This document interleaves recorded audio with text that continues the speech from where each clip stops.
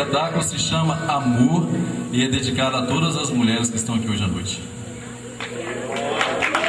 E para as pessoas que estão casadas e que pretendem casar também. Nós escolhemos 8 músicas de cantores, compositores famosos e 8 músicas nossas. Boa noite a todos. Para mim é um privilégio estar recebendo vocês. Esse sonho da gente, né, Márcio?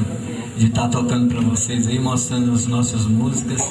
Quero agradecer a presença do artista plástico Josimar Barbosa, o rapaz que está lá no fundo.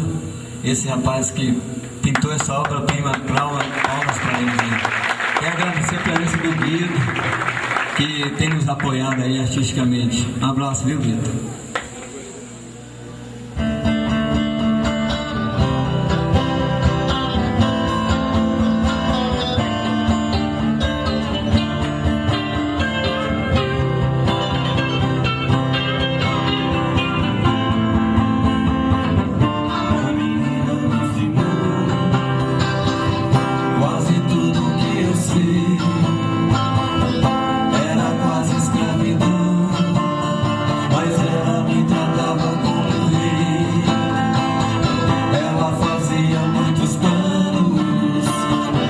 Só queria